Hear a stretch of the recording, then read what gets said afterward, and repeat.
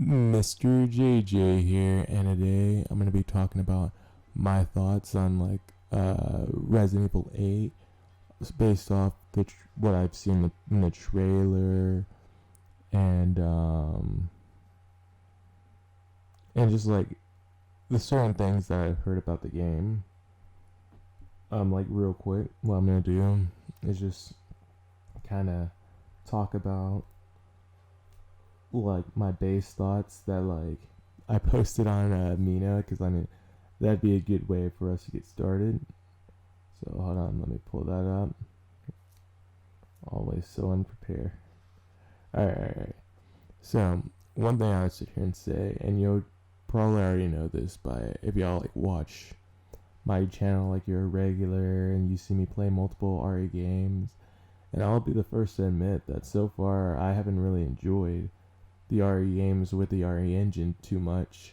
Aside from Remake 2, I didn't really care for 7, and Remake 3 was a huge letdown because, again, what did that game really have to offer? The story was obviously rushed, and they took out everything that made the original RE3 fun. And then, obviously, it was also coming off from the high expectations that we got from Remake 2, where they gave us a bunch of DLC and all this other stuff. And it was just really fun. And with all that being said, after watching the trailer, well, again, I'm reading my post while also adding a little bit of my ideas. So I was actually really surprised that the game looks so different from any other RE game, which honestly is true. No one in their right mind would have saw this and thought, wow, this is Resident Evil. Imagine if after 6 it turned into this. Everyone would be like, what is this? No one would have been able to say that this is Resident Evil if it didn't show Chris, Ethan, or even had the RE title. And honestly, I think that's kind of for the best, because I haven't really liked the new Resident Evil games. I think the last one I enjoyed, well, y'all know the last one I enjoyed was Remake 2, so I can't really sit here and say that, because y'all know I don't like Resistance too much, and I only play that to make my $50 some I paid for the RE3 remake worthwhile, since the campaign was real lackluster. But yeah, the trailer honestly looks super interesting, and I'm not gonna lie, I just wanted to go and be like, Capcom, give me the game and I'll give you my money. And I just thought it was a huge change of pace after I said I wasn't going to, I was going on a boycott on Capcom games because they didn't give any DLC for Remake 3. I guess in a way I can boycott remade games and just buy their new ones. I mean, I guess really honestly boycotting really wouldn't do much since I'm just one man, you know what I mean? But still, man, this game looks really freaking interesting. And the reason is because it looks interesting because it looks like a completely different game. I like the fact of all the stuff they're trying to do in it, and all that type of stuff, you know. And then alright, so let me go back to this before I just start going off topic and talking about some random stuff. So also, one of the things I have been hearing since the leaks have been man, I'm telling you, I'm tripping right now. Also, one of the things I have been hearing since the leaks have been out was why Resident Evil 8 was Resident. Oh snap! I mistyped that, man. I need to edit that. Was Resident Evil 8 have werewolves? Wait. Oh no. Okay, so I get what I'm saying. Also, one of the things I've been hearing since the leaks have been out was why Resident Evil 8 has werewolves. Well, first off, Resident Evil had first introduced the concept of werewolves way back in their old comics, which is true. In Resident Evil 1998, Issue 3, Jill and Barry are tasked with taking down a werewolves that have been terrorizing Raccoon City University. It was some college, I really don't know what it was called. And I even put that in like parentheses, but like I know no one in that community read that comic, so like I know no one's gonna correct me for that. And that's why I said, so yes, if Capcom wants to add in werewolves into the Resident Evil games, they have every right to. I'm not going to say it's good because that remains to be seen, but that is pretty fair to try and tight of something. I don't even know what I was trying to say there. Of something that was.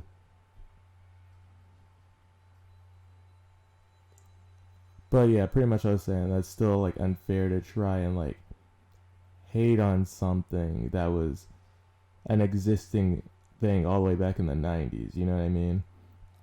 And like, which is true. And like, I don't know why like everyone thinks it's gonna be like supernatural stuff. It's just like, dude, they could do gene splicing viruses. Oh, excuse me. And like inject wolf DNA into people, you know what I mean? And stuff like that. It's not really that far fetched. And if you like pay attention to the lore, it would make a lot of sense. It's not just like these are gonna be freaking werewolves from Supernatural, like the TV show. Obviously, it's not gonna be something like that. Like, there's gonna be this science stuff behind it. Even though it is science fiction, it's still gonna be in like a way that we can believe rather than just random. Oh, and also, so like, alright, so now going back to my post, I also want to touch on Chris now possibly being the newest antagonist in the RE franchise. I think it is a great idea, which, again, if you've been rocking on my channel, you know, I think that's a good idea. Because, like, I mean, like, it's just getting instilled. Chris really got instilled to me. Like, I mean, I still like him, but he's just so boring, you know? I don't really like boring characters. Well, like, and it's not that he's just boring in general. It's just, like, his personality, there's only so much you can do before you're like, okay, we get it. Because he's the dude who will do the right thing no matter what. And that's something you can relate to. But after, like, 3 or 4 games of seeing this, it's just like, yeah, Chris, we get the point, you know what I mean? Alright, and then going back to the post. Since we have gotten to know and share many adventures with this character, we have been emotionally connected with him and will actually feel a certain type of way when he does something. Pretty much what I'm saying there is just like, well, he's a villain now, and it's like, oh, wow, I can't believe this guy I've been going through all these games with has now turned to the dark side. It's just like if Star Wars started off from like episode 1, like Phantom Menace, it like actually started off from there, and then you worked your way up from Phantom Menace to what was that, Attack of the Clones, and then watching the Clone Wars TV show, and then watching Revenge of the Sith. You would feel a certain type of way rather than just watching 4. Like, you'd feel a certain type of way about Anakin Skywalker than you would just about Darth Vader and Star Wars Episode 4. That's pretty much what I'm trying to say. And so essentially it's not going to be like the Revelations villains where it's just like, okay, yeah, you're just random and you're never going to show up again, so why should I really care about you, you know what I mean? You're just someone here for me to stop. And then going back to what I was saying everything has a lot more of a personal connection with us, the player, and it's not going to feel like they just added up. Okay, so I just said that already. Not only that, but everything would come full circle for his arc. Like, allow me to explain. When Chris was first introduced in the game, he, along with all the other Stars members, were portrayed by Wesker. He pretty much dedicated his life to stopping him, and then now he turns bad, betraying everyone he's ever loved / cared about. And so, like, that would be, like, the perfect way to really end his arc, because it showed, like, everything just comes full circle. Like it shows, like, Wesker's still, like, is still, like, a part of him in, like, some way. Like, affecting his mind and doing all that. And that's one of the things I'd say. It's, like, especially, like, there's many different ways they can do it. And one thing I'm really hoping is Capcom goes ahead and does it they do it the right way. Because, they can go horribly wrong with all of this. And knowing Capcom's track record, you can't always go and just trust them. Like, yeah, I think some of the, like, this is, like, really interesting. But at the same time, I know I might be let down again, and that's what I really don't want to happen. And, like, that's the one thing that's hard about it, because it's like, okay, I went and bought your latest game, and I was disappointed with it. Why should I go and buy your newest game that looks interesting because your last game didn't really entertain me that well, or I didn't really enjoy it that well? Like, that's the one of the hard thing about it. But yeah, honestly, I'm really excited to hear more news about the game and all of that.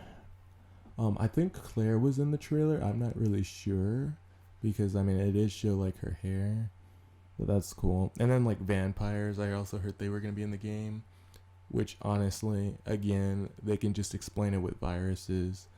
Like, I know that one may seem a tad bit more far-fetched, but Blade explains it with viruses, like the Marvel character Blade. Like, I know in his live action movies, the vampires have, like the virus, and they can either, like, inject someone with the virus, turning them into a vampire, or suck their blood, and it's, like, how they use, like, their glands and stuff, which honestly is really cool. And that's why I really like Blade zombies. I mean, not zombies, Blade vampires. Yeah, but yeah, honestly, the game looks really interesting. I want to buy it, but at the same time, man, I really feel like I'm gonna get screwed over, and I just don't want to get screwed over again, you know. And that's, like, the hardest thing about it. So it's like, yes, the game looks interesting, but I don't know, man. I don't know if I'm gonna get it. I'm gonna see what other news and stuff comes for the game, and then I might do a follow-up to this video. And if I don't, which I probably won't, simply because I would forget, you will just be able to tell whether I buy the game or not, to be honest. But yeah, thanks again for watching. I know this was, like, a quick, short video. Well, I say short, but I mean, it's about 15 minutes, so I guess it's not really that short. But I just wanted to talk about my thoughts on RE8 and the trailer and all that. Like, I mean, the aesthetic looks real nice. I'm not even up front. But yeah, I just know one thing. My girl Rebecca better not die. I'm not gonna lie. I heard from, like, one person that they said that Rebecca and Claire are both gonna die, and I'm like, oh, heck no. Like, if Rebecca dies, like, that's it. I'm done with the series. I'm not playing anything else from it, aside from, well, like anything that like takes place after probably like 6. Yeah, anything that takes place after 6, all that's non-canon. Vendetta, non-canon. All that's gonna be non-canon in my little head canon. You know what I mean? But either way, now I'm just like kind of rambling. Like, and like I said, I just heard it from like one person. I didn't hear it from like any real leaking source or any of that. And then like a bunch of people replied to that one person, and they were all so confused. But yeah, thank you guys for watching. Those of you did, please comment, like, and subscribe if you haven't already. And I'll definitely see you guys next time. Bye.